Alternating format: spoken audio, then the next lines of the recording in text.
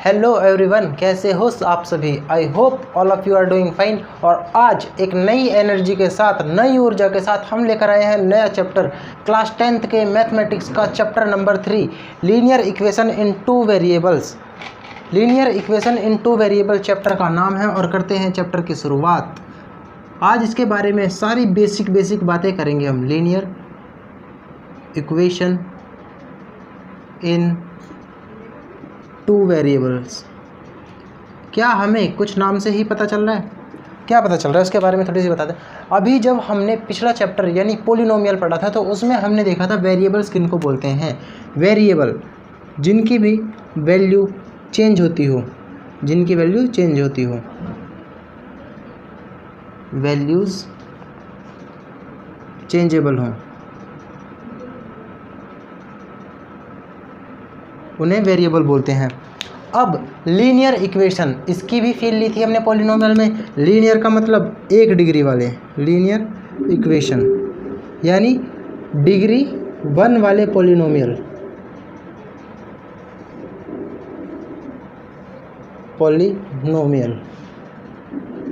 Linear equation degree 1 वाले polynomial. और equation से मतलब क्या है? इक्वेशन का मतलब होता है कुछ ना कुछ रिश्ता, किसी वेरिएबल के बीच में क्या रिश्ता है उसको एक इक्वेशन के द्वारा रिप्रेजेंट किया जाता है।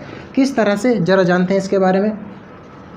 हमने ज़रूर से अपने जीवन काल में ये ऐसे एग्जांपल्स ज़रूर देखे होंगे जो, या फिर कभी कभी हमारे बड़े भाई या पेरेंट्स वगैरह पूछ लेते हैं हमसे क्वेश्चन कि 50 साल पहले पापा की उम्र ये थी, बच्चे की उम्र ये थी, या फिर उनके 2 गुना थी।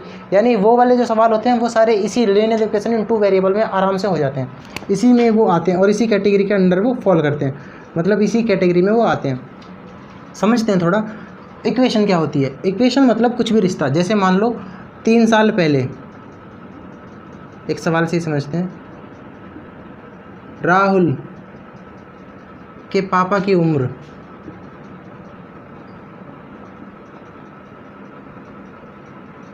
राहुल के 3 टाइम्स थी, 3 गुना थी।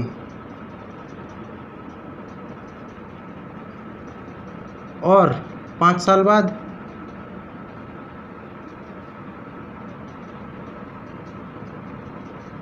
राहुल के पापा की उम्र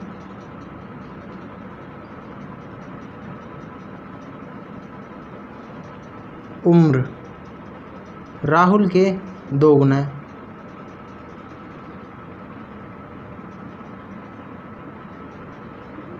तो इसके ये जो स्टेटमेंट लिखी है, ये जो सवाल लिखा है, इसमें हम रिश्ता किस तरह से निकालते हैं। मान लेते हैं कुछ लेट, अब मैथमेटिक्स की असली जान स्टार्ट होगी, क्योंकि इसमें हम मानने का खेल यानी लेट करने का खेल बहुत होता है, एजम्पशन का। एज्यूमिंग या फिर लेट राहुल की प्रेजेंट उम्र जो है की उम्र बराबर x, और राहुल के पापा की उम्र कितनी हो गई y। मानने की बात है, राहुल के पापा की उम्र। अब देखना रिश्ता किस तरह से निकलेगा। अगेन लेट, ये उम्र लिख दिया, उम्र, ठीक है। राहुल की उम्र अभी x ईयर है और राहुल के पापा की उम्र है y।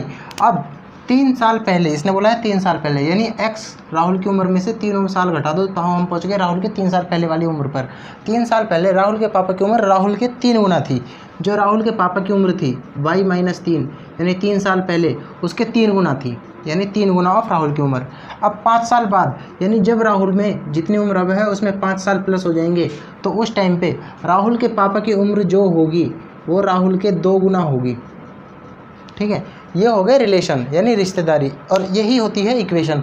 जब इधर से हम काट पीट करने के बाद, मान लो इस वाली इक्वेशन को सॉल्व करें, 2x + 10 बराबर y + 5, और जब सॉल्व करेंगे 2x - y बराबर -5, ये रिश्ता निकल के आया है। इस तरह से हमारे रिलेशन, और इसी को बोलते हैं हम इक्वेशन, जो रिश्तेदारी होती है। ये फ्रेम में आ रही है, जानते हैं जी? हाँ, बहुत कम, ये भी कम ही दिख रही है। इसको थोड़ा ऊपर लिख देते हैं। जो इसको सॉल्व करने पर आएगा वो होता है इक्वेशन का रिलेशन, उसको बोलते हैं हम इक्वेशन। जैसे मान लो यहाँ पर आएगी 2x - y बराबर -5, इस चीज़ को हम बोलते हैं इक्वेशन, यानी एक्स और वाई वेरिएबल्स में क्या रिश्ता है, और इसी को linear equation in two variables बोलते हैं। कैसे? लीनियर यानी 1 डिग्री वाली, 1 डिग्री है, इक्वेशन रिश्ता है ही, इन टू वेरिएबल्स, 2 वेरिएबल, क्या 2 वेरिएबल हैं? पहला वेरिएबल तो एक्स हो गया, दूसरा वेरिएबल हो गया वाई, तो 2 वेरिएबल भी हैं। तो इसी तरह से हमें आती है चैप्टर के नाम की फील। नोट करना है, इसको कर लो एज ए एग्जाम्पल, ये है अपना एग्जाम्पल। उसके बाद करते हैं रब।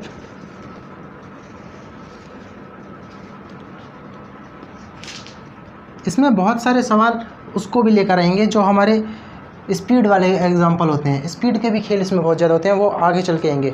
अभी तो इतना ही देखते हैं, पढ़ते हैं पहले एग्जाम्पल की तरफ। एक और चीज़, जो हमारी linear equation in two variable होती है, ये कुछ ax plus B Y plus C बराबर 0 इस तरह से होती है।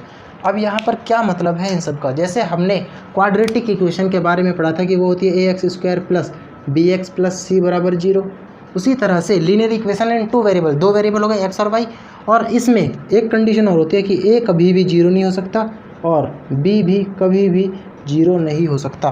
क्यों? अगर ये दोनों में से एक भी 0 हो गया तो 0 इंटू एक्स, अगर a 0 होता है तो 0 plus B Y plus C बराबर 0।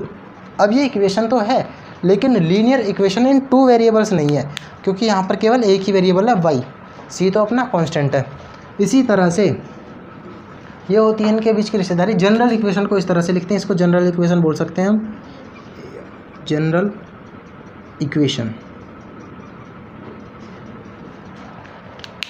ax plus B Y plus C से रिप्रेजेंट करते हैं, और a और b कभी भी 0 नहीं हो सकते। अगर होते हैं तो अपनी लीनियर इक्वेशन 2 वेरिएबल्स में नहीं रह जाएगी। नोट करो, फिर इसके बारे में आगे बातें करते हैं। क्या हमने पिछली क्लास में, या फिर हमें ग्राफ बनाना तो ज़रूर से आता है। जैसे कि अगर x प्लस वाई बराबर 25 का मैं रिलेशन दे दूं, तो यहाँ पर मैं आपसे बोल दूं कि इस इक्वेशन का ग्राफ प्लॉट करो। ग्राफ यानी वही अपना एक्स वाई सिस्टम वाला, ये हो गया कोऑर्डिनेट सिस्टम, इसमें 0, 25 को 5 कर लेते हैं। अगर ग्राफ कैसे प्लॉट किया जाता है? लेट x बराबर 0, तो y की वैल्यू कितनी आ जाएगी? 5। अगर x 0 है तो y बराबर 5 आएगा। इसकी वैल्यू हम ऐसे ही एज्यूम करके निकालते हैं सारी। अगर x 0 था तो y 5 निकल के आया, अगर y 0 है तो x 5 निकल के आएगा। ये रिश्ता होगा 0 और 5, x 0 है यानी x 0 और y 5। एक पॉइंट ये हो गया, दूसरा पॉइंट क्या है?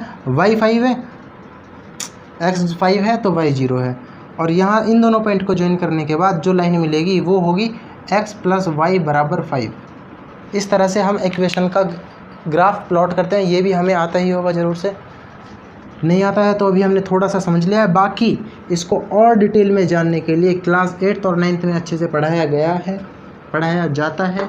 9th क्लास के तो लेक्चर ऑलरेडी हमारे अपलोडेड हैं इस चैनल पर, जाके देख सकते हैं।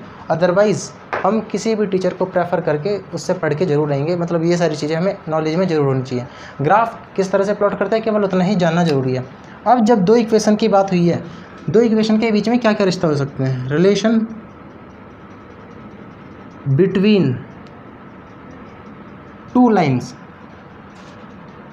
अब हर इक्वेशन की हम लाइन बना सकते हैं, ग्राफ पे प्लॉट किया जा सकता है, और 2 लाइनों के बीच में क्या क्या रिश्ते हो सकते हैं? मान लो एक लाइन ये हो गई, दूसरी लाइन क्या हो सकती है? ऐसे जा सकती है, यानी दोनों के बीच में इंटरसेक्टिंग रिलेशन हो, काट रही हूँ, इंटरसेक्ट कर रही हूँ। दूसरा रिलेशन क्या हो सकता है कि एक लाइन ऐसे जा रही है, दूसरी भी इसको ना काटे, ऐसे जा रही है, यानी पैरेलल। अब कोई बुद्धिजीवी ये भी बोल सकता है कि भैया ऐसे ना जा करके ऐसे जा रही हो, ऐसे भी जा सकती है, लेकिन क्या दिख रही है? एक पॉइंट के बाद ये ज़रूर काटेंगी, तो ये भी इंटरसेक्टिंग लाइन। तीसरा रिश्ता क्या होता है कि मान लो एक लाइन ये हो गई और इसी के ऊपर दूसरी लाइन हमने टेक रखी है, मतलब एक दूसरे के ऊपर ओवरलैप होके चल रही हैं। इसको बोलते हैं कोइंसिडेंस, या फिर एक दूसरे के ऊपर पैरेलल, इंटरसेक्ट और कोइंसिडेंस। कोइंसिडेंस यानी एक दूसरे को ऊपर चढ़ रहा है। रिश्ते 2 लाइनों के बीच में यही हो सकते हैं, और सबसे बढ़िया और सबसे अहम रिश्ता होता है ये वाला। इसी से हमारे सॉल्यूशन निकल के आते हैं। फॉर एग्जांपल मान लो एक इक्वेशन है x प्लस वाई बराबर 20, दूसरी इक्वेशन है 2x प्लस 5y बराबर 17। ये दो इक्वेशन अलग अलग निकल के आएंगी। क्या मैं इस इक्वेशन को एज्यूम करने के लिए, मानने के लिए ये बोल सकता हूँ, और ये वाली इक्वेशन क्या हो गई 2x + 5y = 17। अब इस लाइन पर जो भी पॉइंट होगा वो इस इक्वेशन को जरूर सेटिस्फाई करेगा। फॉर एग्जांपल हमने क्या लिया था कि x को माना 0 तो y की वैल्यू निकल के आ जाएगी 20, y को माना 0 तो x की वैल्यू निकल के आ जाएगी 20। लेकिन अगर हम कभी x की वैल्यू को 1 माने तो y की वैल्यू 19 निकल के आएगी। और ये पॉइंट भी जरूर इस लाइन पे कहीं ना कहीं आ रहा होगा, इस लाइन पर जरूर लाई करेगा जब हम इसको सॉल्व करके निकालेंगे। ठीक है, इसी तरह से जो हमारी ये इक्वेशन है 2x + 5y = 17, इस पर भी हर एक पॉइंट इस इक्वेशन को सेटिस्फाई कर रहा होगा। मुझे पता है इसमें गड़बड़ हो सकती है, थोड़ी समझ में ना आए, इसको ग्राफ से अगले स्लाइड पर देख लेंगे। लेकिन अभी के लिए इतना जान लो, जो भी पॉइंट यानी लाइन बनती कैसे है, मान लो 1 पॉइंट, 2 पॉइंट, 3 पॉइंट, 4 पॉइंट, ऐसे पॉइंटों को मैं जोड़ते जोड़ते चला जाऊँ, ये लाइन बन जाएगी। और हर पॉइंट का कुछ ना कुछ कोऑर्डिनेट होता है। कोऑर्डिनेट मतलब एक्स वाई सिस्टम में उनकी कुछ ना कुछ पोजीशन होती है। मान लो ये क्या हुआ 5 और 4, 5,4 हुआ, तो ये कितना होगा 5.2,4। इस तरह से हर एक पॉइंट की अलग अलग पोजीशन होगी। उसी तरह से इसके हर एक पॉइंट की भी अलग अलग पोजीशन होगी। अब जब किसी इक्वेशन पर वो लाई करते हैं तो हर पॉइंट उस इक्वेशन को सेटिस्फाई जरूर करेगा, तभी ये इक्वेशन फॉर्म होती है, तभी लाइन फॉर्म होती है। और लाइन का हर पॉइंट अपनी इक्वेशन को सेटिस्फाई करता है। थोड़ा कन्फ्यूजिंग जरूर हो सकता है, एक बार फिर से सुनेंगे। एक इक्वेशन की लाइन बनती है अपने ग्राफ में। इक्वेशन कैसी होनी चाहिए, लाइन तब बनेगी लीनियर इक्वेशन, यानी कोई डिग्री उसकी 2, 3, 4 ऐसी ना हो, केवल डिग्री 1 होनी चाहिए। दूसरी बात, लाइन पर हर एक पॉइंट लाइन पर उस इक्वेशन को, जिस इक्वेशन की वो लाइन है, सेटिस्फाई जरूर करेगा। मतलब कहने का क्या है कि अगर हमने इक्वेशन की हेल्प से एक लाइन ड्रॉ कर ली तो इस लाइन पे एक एक पॉइंट, कितना भी छोटा ले लो कितना भी बड़ा, हर पॉइंट जिस इक्वेशन की ये लाइन है, मान लो x + y = 20 की, तो इसको जरूर हर एक पॉइंट सेटिस्फाई कर रहा होगा। हर पॉइंट पर ये कंडीशन को जरूर सेटिस्फाई करेगी, उसको जरूर अपने परमिशन ग्रीन झंडा दिखाएगी कि हाँ भाई मैं तुझे सेटिस्फाई करती हूँ। और जब हम इस इंटरसेक्टिंग पॉइंट यानी दोनों को मिलने वाले पॉइंट पर आएंगे तो क्या दिख रहे हैं, हर इक्वेशन के हर पॉइंट को इक्वेशन सेटिस्फाई कर रहा है, लाइन का हर पॉइंट इक्वेशन को सेटिस्फाई कर रहा है, इस वाली लाइन का भी हर पॉइंट इक्वेशन को सेटिस्फाई कर रहा है। और ये वाला पॉइंट तो इस वाली लाइन पर भी है और इस वाली लाइन पर। तो एक टाइम के लिए जहाँ पर ये इंटरसेक्ट करेंगी, एक दूसरे को काटेंगी, वहाँ पर उस पॉइंट पर ये एक दूसरे को, दोनों इक्वेशन को सेटिस्फाई कर रहा होगा। ये वाला पॉइंट कैसे समझते हैं, जब हर पॉइंट इस इक्वेशन को सेटिस्फाई करेगा और इसका हर पॉइंट इस इक्वेशन को, जब हम बढ़ते जाएंगे तो एक पॉइंट ये आएगा। अभी इक्वेशन कहेगी ठीक है तो मुझे सेटिस्फाई करेगा क्योंकि मेरा पॉइंट है, मुझ लाइन का पॉइंट है। और जब इस लाइन पर बढ़ेंगे तो ये लाइन बोलेगी तू मेरा पॉइंट है तो मुझे भी सेटिस्फाई कर। तो इसी तरह से दोनों लाइन को, दोनों इक्वेशन को ये पॉइंट सेटिस्फाई कर रहा होगा। और बहुत सारे केसेस में यही अपना सॉल्यूशन होता है। जैसे कि 2 कंडीशन दे दी जाती हैं और उनमें बोलता है वो कोई ऐसा पॉइंट निकालो जो दोनों इक्वेशन को सेटिस्फाई करे। जैसे अभी मैंने राहुल वाला एग्जांपल लिया था। राहुल के पापा की उम्र, एक इक्वेशन उससे बनी थी 3 साल पहले से, एक इक्वेशन बनी थी 5 साल पहले से। अब वो दोनों इक्वेशन अपने आप में लाइन है। जब उन लाइन को हम ग्राफ पे प्लॉट करेंगे तो वो कहीं ना कहीं पर काटेंगी, जहाँ पर काटेंगी वहाँ पर एक्स और वाई की जो वैल्यू मिलेंगी वो ही उन इक्वेशन के सॉल्यूशन होंगे। वो उसके राहुल की और राहुल के पापा की प्रेजेंट उम्र निकल के आ जाएगी। ठीक है, उसको थोड़ा और आगे देखेंगे, ये केवल फील के लिए था। आई होप चीज़ें आपके पल्ले पड़ी होंगी, नहीं पड़ी तो दोबारा जाएंगे और फिर से इसे ज़रूर से रिपीट कर लेंगे। अब एक एग्जांपल देखते हैं अपनी एनसीईआरटी बुक का। Example number 1। एग्जांपल नंबर 1 क्या बोलता है, let us take the example section. इसने फिर डिपेंडेंट एग्जांपल दे दिया। एग्जांपल नंबर 2 देखते हैं। Romila went to a stationery shop and purchase 2 pencil and 3 eraser. Romila नाम की एक लड़की थी, वो स्टेशनरी पर गई और जाने के बाद उसने क्या किया, 2 पेंसिल खरीदी। माना लेट कर लेते हैं, लेट पेंसिल PNCIL पेंसिल बराबर, पेंसिल को डिनोट कर देते हैं हम P से और इरेजर को E से, EAR eraser ER। Let eraser बराबर E। और उसने क्या किया, 2 तो पेंसिल खरीदी और 3 इरेजर खरीदी। 3 इरेजर फॉर ₹9, 9 रुपये की खरीदी। ठीक है, अगर उसने 2 पेंसिल और 3 इरेज़र खरीदी हैं तो 9 रुपये की पड़ी उसे। और हर फ्रेंड सोनाली, अब ये तो रोमिला की कहानी थी, अब सोनाली आएगी। सोनाली ने क्या किया, सोनाली गई स्टेशनरी पर, new variety of pencil and eraser with Romila and she also bought 4 pencil and 6 eraser.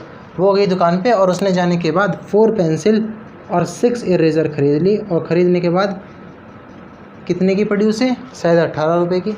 For 18 represent this situation algebraically and graphically. अब उसे पड़ी है दोनों 18 की। क्या हमें दिख रहा है कि जो इसकी इक्वेशन बनेगी, मान लो एक्स वाई में मान लेते हैं इसको, पेंसिल और इरेज़र को हटाते हैं ताकि आसानी हो जाए, वाई और एक्स, पेंसिल तो एक्स थी, इरेज़र वाई थी। जब हम अपने ग्राफ पे जाएंगे 1 2 3 4 5 6 7 1 2 3 4 5 6 7, अगर पहली इक्वेशन की बात करूं मैं तो लेट x बराबर 0, अगर x 0 होता है तो y की वैल्यू कितनी निकल के आएगी, 3। पहली इक्वेशन का ग्राफ बनाते हैं इधर बॉक्स, 2 पॉइंट से लाइन ड्रॉ हो जाती है, हमें पता है यहाँ पर x, ये y, अगर x 0 है तो y 3 वैल्यू निकल के आएगी, और अगर y 0 है तो x की वैल्यू कितनी निकल के आएगी, 3 6, नहीं y की वैल्यू 1 मानते हैं ताकि सिंपल वैल्यू निकल के आए। ये 1 होगा, उधर जाके माइनस हो जाएगा, तो 6/3 ये 3 निकल जाएगी, समझे। इस तरह से वैल्यूज़ निकल जाएंगी। अगर x 0 है तो y की वैल्यू है 3, 1 2 3। अगर x की वैल्यू 3 है, 1 2 3, तो y की वैल्यू है 1। एक पॉइंट ये हो गया। इन दोनों को ज्वाइन करने पर जो लाइन बनेगी वो होगी अपनी इक्वेशन, कौन सी, x + 3y = 9, 2x।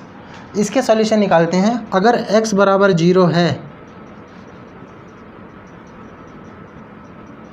तो y की वैल्यू कितनी निकल के आएगी, रखना 0, y बराबर कितना आएगा, ये 6 अपॉन में चला जाएगा 3, x बराबर 0, y की वैल्यू 3। और अगर y बराबर 1 है तो कितनी निकल के आएगी, इसकी वैल्यू 3। क्या सेम सॉल्यूशन निकल के आ गए। अगेन एक लाइन दूसरी भी इसी के ऊपर प्लॉट होके बनेगी। तो अब इसने बोला है solve this by algebraically and graphically. यहाँ पर एल्जेब्रिकली हमने देख लिया, इस तरह से दोनों के सेम सॉल्यूशन निकल के आए हैं, और ग्राफिकली भी देख लिया कि दोनों एक दूसरे के ऊपर कोइंसिडेंस यानी एक दूसरे के ऊपर चढ़ी हुई लाइन बनी है। तो इन दोनों की सेम ही कंडीशन है, सेम स्टेशनरी पे से जाके उन्होंने चीज़ें खरीदी हैं और सेम रेट से खरीदी हैं। जितने की उसने पेंसिल ली उतने की इसने पेंसिल ली है, जितने की इसने रबड़ ली उतने की इसने रबड़ लिया।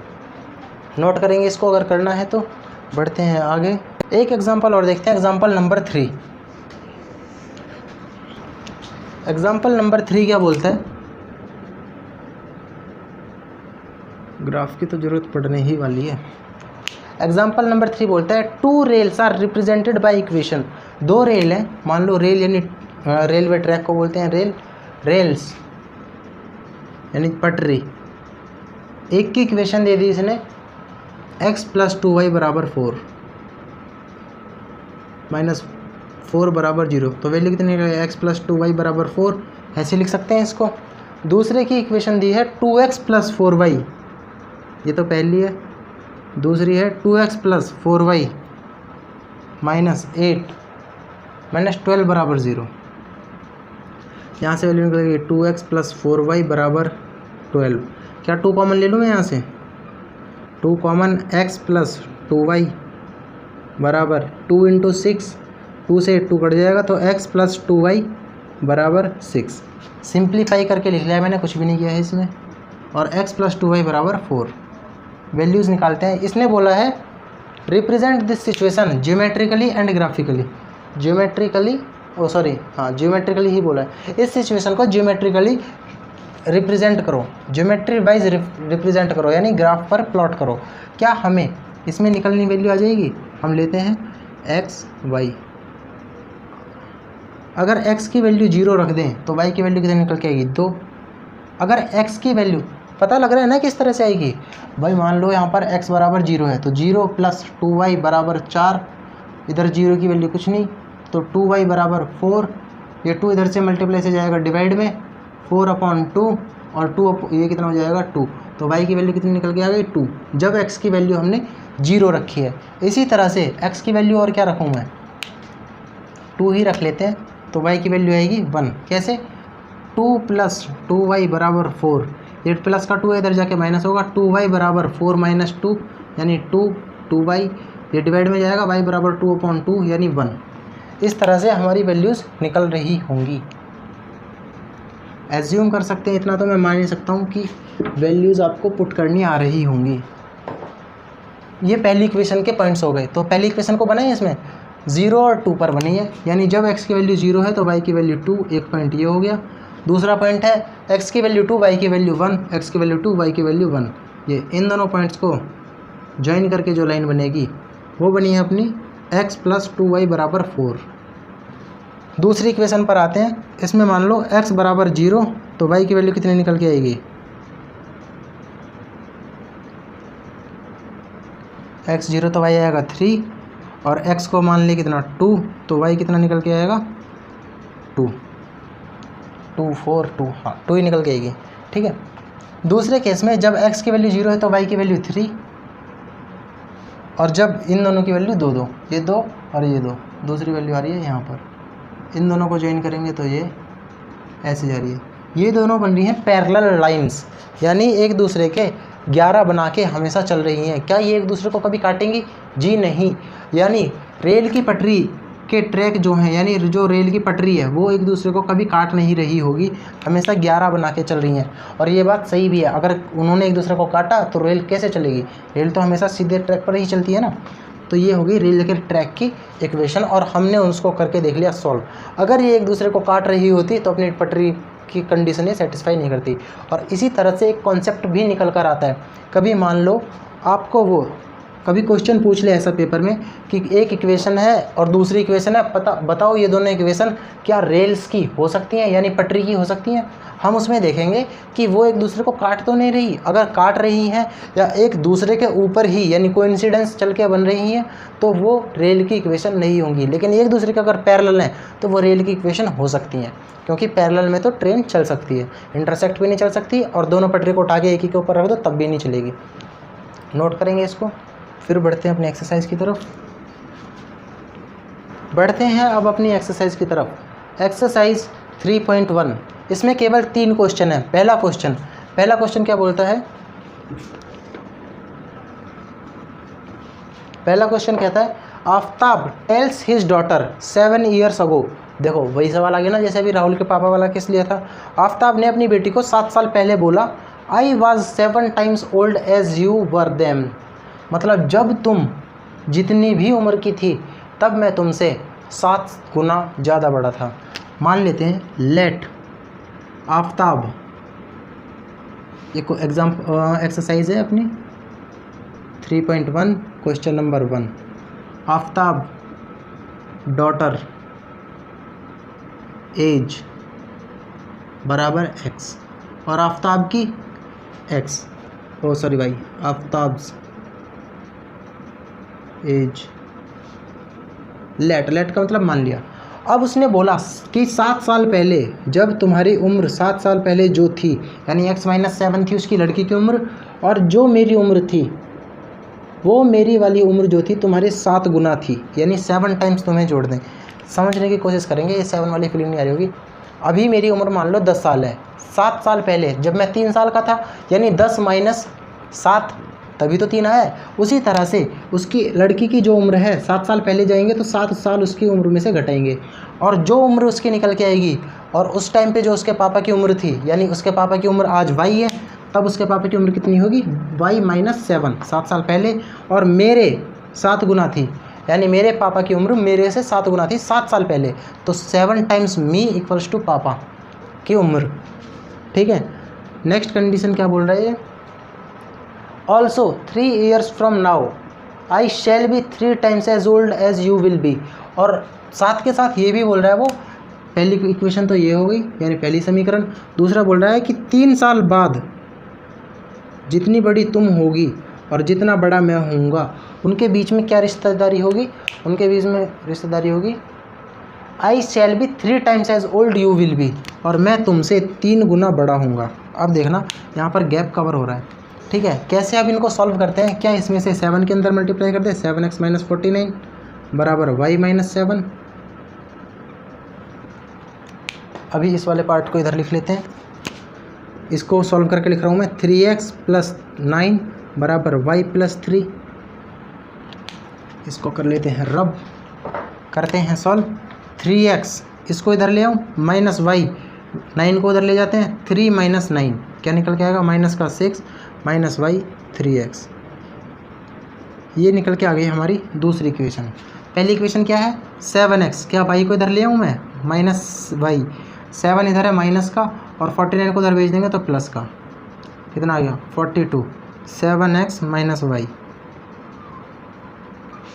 इसने बोला है represent this situation algebraically and graphically, इस सिचुएशन को एल्जेब्रिकली और ग्राफिकली दोनों तरीके से समझाओ।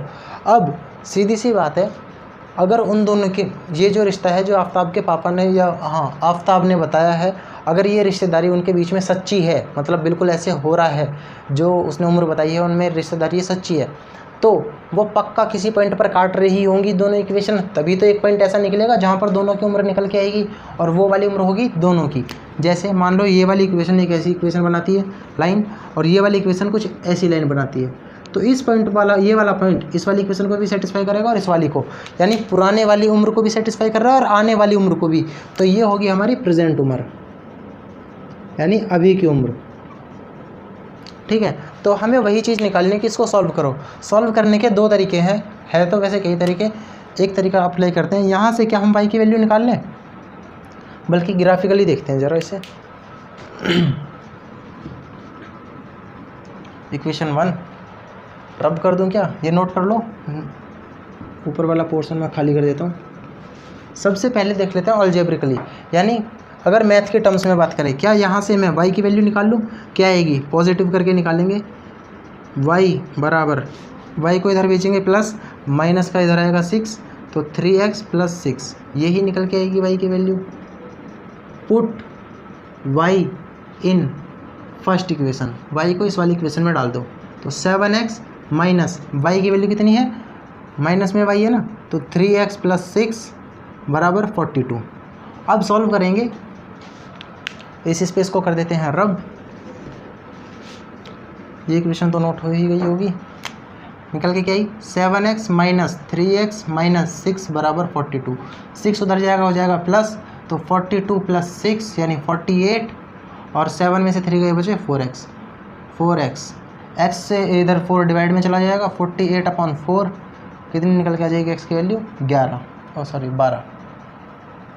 तो x बराबर 12, और x क्या थी आफ्ताब की बेटी की उम्र, और ये x क्या था प्रेजेंट की एज मानी थी हमने, let age of Aftab's daughter be x, यानी हमने प्रेजेंट की एज मानी थी, तो वो 12 साल की है, 12 साल की लड़की है, लड़की की उम्र। अब देखते हैं आफ्ताब की उम्र कितनी है। क्या आफ्ताब ने इस वैल्यू में डाल दे, किसी भी इक्वेशन में डाल दो, जो y की वैल्यू निकल के आएगी वो हमारे आफ्ताब की उम्र होगी।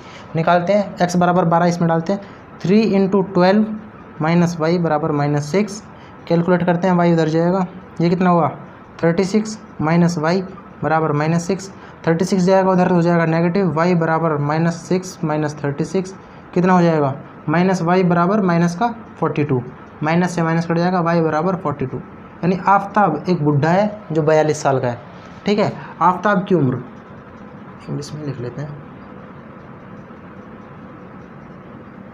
अब इनके बीच में रिश्तेदारी देखो, 3 साल पहले लड़की कितनी उम्र की थी 9 साल की, बाप कितनी उम्र का था 7 साल पहले की बात की थी ना इसने, 7 ईयर्स अगो, हाँ 7 साल पहले, इसमें से 7 घटा दो कितनी निकल के आएगी 3 5, 5 साल की उम्र थी लड़की की, और बाप की उम्र कितनी थी 35।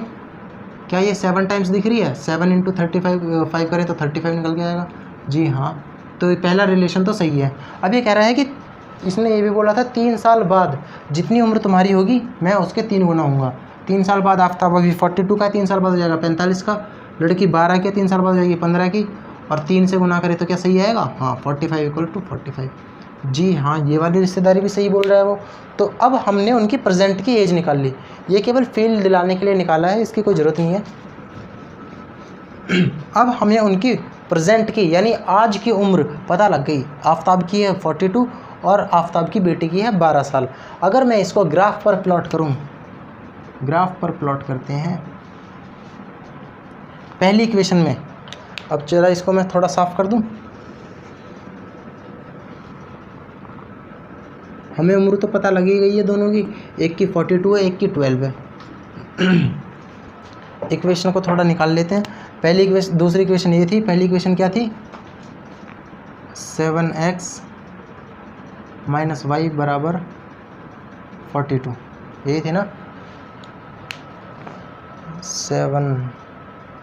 49 और 7, हाँ 42 ही थी, सही है। ये पहली इक्वेशन। सॉल्यूशन निकालते हैं दोनों के। अगर x की वैल्यू 0 हो, यार 0 सही नहीं होगा, थोड़ी बड़ी वैल्यू निकालते हैं। x की वैल्यू अगर 7 हो तो y की वैल्यू कितनी निकल के आएगी, सॉल्व करते हैं। x को अगर 7 मान ले, 7 पुट करेंगे, 49 - y बराबर 42, y उधर जाएगा, कितनी निकल के आएगी, y की वैल्यू 7, दोनों की वैल्यू 7 निकल के आएगी। और अगर y की वैल्यू कितनी मान ले, y की वैल्यू ईजी सी मानते हैं कुछ, ताकि आसानी से निकल आए,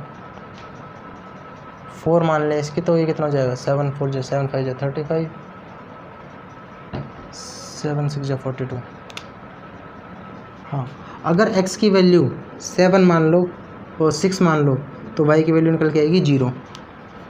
ये हो गई पहली इक्वेशन की बात। प्लॉट करेंगे इस इक्वेशन को, 1 2 3 4 5 6 7, 1 2 3 4 5 6 7,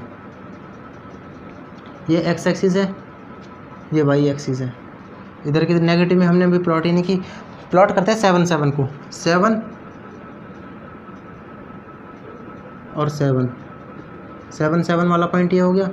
दूसरा पॉइंट है 6 0 का, 6 और 0, यानी यही वाला पॉइंट हो गया। इन दोनों को मिला के जो लाइन बनेगी वो होगी अपनी इक्वेशन नंबर 7x - y बराबर 42, ये वाली इक्वेशन होगी।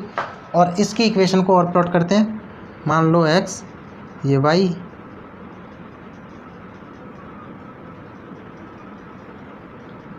x की वैल्यू को 0 पुट करो, y की वैल्यू कितनी निकल के आएगी, 6 है। हाँ, y की वैल्यू 3 रख लेते हैं, तो x की वैल्यू कितनी निकल के आएगी, 3, ये इधर जाएगी प्लस हो जाएगी, 3 माइनस का 3 माइनस का 1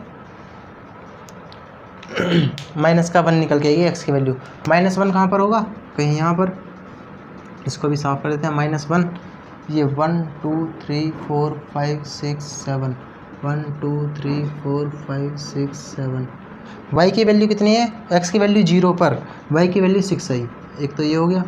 दूसरा x की वैल्यू -1 पर y की वैल्यू 3 आई, यानी ये।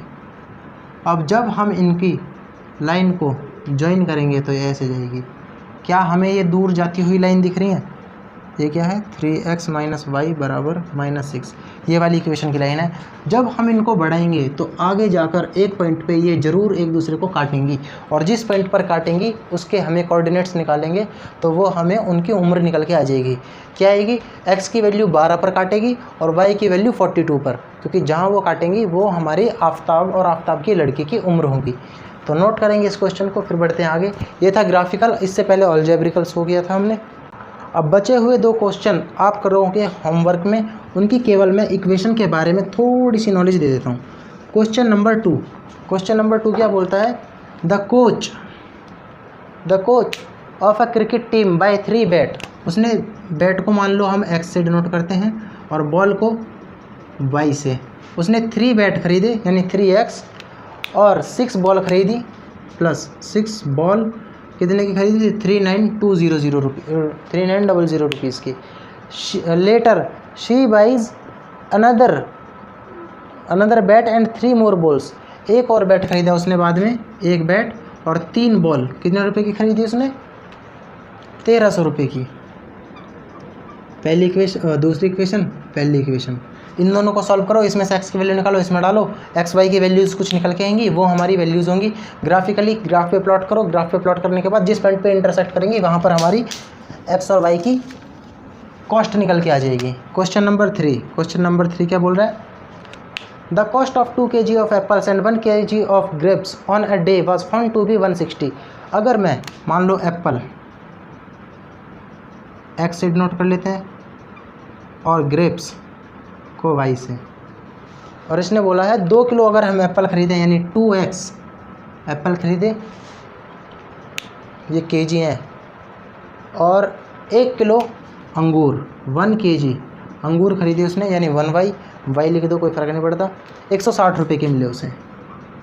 लेकिन अगर उसने after a month the cost of 4 kg apples and 2 kg apples is 300, एक महीने बाद जाके ख़रीदने गया वो तो 300 रुपये इसकी कॉस्ट थी। किसकी? 4 kg एप्पल, 4 kg एप्पल यानी 4x, और 2 kg ग्रेप्स